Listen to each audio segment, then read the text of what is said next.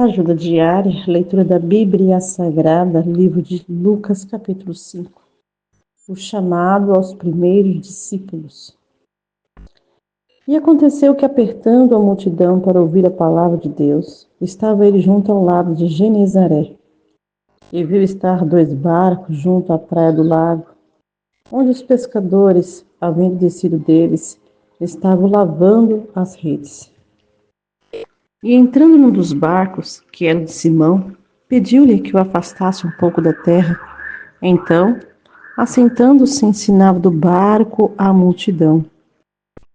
E, quando acabou de falar, disse a Simão: Faze-te ao mar alto, lançai as vossas redes para pescar.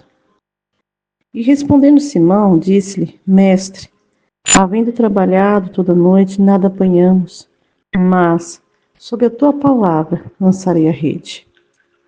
Então, fazendo assim, colheram uma tão grande quantidade de peixes que rompia-se-lhes a rede. E fizeram sinais aos companheiros que estavam no outro barco para que fossem ajudá-los. Eles foram e encheram ambos os barcos de maneira tal que quase iam a pique. E vendo isto, Simão Pedro prostrou-se aos pés de Jesus, dizendo: Senhor, ausenta-te de mim, que sou um homem pecador. Pois que o espanto se apoderara dele e de todos que com ele estavam, por causa da pesca de peixe que havia feito.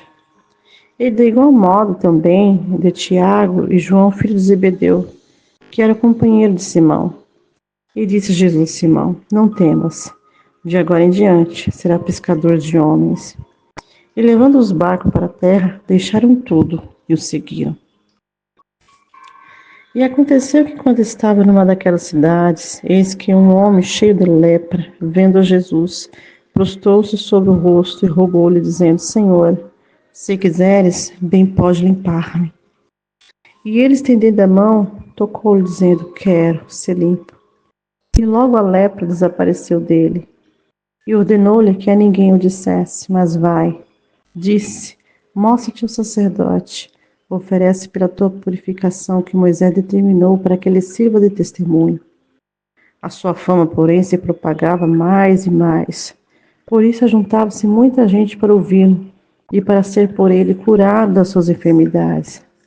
Ele, porém, retirava-se para o deserto e ali orava. E aconteceu que num daqueles dias estava ensinando e estavam ali assentados fariseus e doutores da lei, que tinham vindo de todas as aldeias da Galiléia, da Judéia e de Jerusalém. E a virtude do Senhor estava com ele para curar. E eis que uns homens transportaram numa cama um homem que estava paralítico. Esses procuraram fazer entrar pela pô-lo diante dele, e não achando por onde pudessem levar por causa da multidão, subiram ao telhado. E por entre as telhas o baixaram com a cama até o meio diante de Jesus. E vendo ele a fé deles, disse-lhe: Homem, os teus pecados são perdoados. E os escribas, os fariseus, começaram a arrazoar, dizendo: Quem é este que diz blasfêmia? Quem pode perdoar pecados, senão só Deus? Jesus, porém, conhecendo os seus pensamentos, respondeu e disse-lhe: Que arrazoar em vossos corações? Qual é mais fácil dizer: Os teus pecados são perdoados, ou dizer: Levanta-te e anda? Ora, para que saibais que o Filho do Homem tem sobre a terra poder de perdoar pecados, disse ao paralítico: A ti te digo, levanta-te, toma a tua cama e vai para a tua casa. Então, levantando-se logo diante deles e tomando a cama em que estava deitado, foi para a sua casa, glorificando a Deus. E todos ficaram maravilhados, glorificaram a Deus e ficaram cheios de temor, dizendo: Hoje vimos prodígios. E depois disso saiu e viu um publicano chamado Levi, assentado na recebedoria, e disse-lhe: Segue-me. E ele, deixando tudo, levantou-se e o seguiu. E fez Levi um grande banquete em sua casa, e havia ali uma multidão de publicanos e outros que estavam com eles à mesa. E os escribas e os fariseus murmuravam contra os seus discípulos, dizendo: Por que comeis e bebeis com publicanos e pecadores? E Jesus respondendo disse-lhe: Não necessita de médicos que estão são, mas sim os que estão enfermos. Eu não vim chamar os justos, mas sim os pecadores ao arrependimento. Disseram então eles: por que jejuam os discípulos de João muitas vezes e fazem orações, como também os fariseus, mas os teus comem e bebem? E ele lhe disse: podei vós fazer jejum aos filhos das bodas, enquanto o esposo está com eles? Dias virão, porém, que o esposo lhe será tirado. Então, naqueles dias, jejuarão.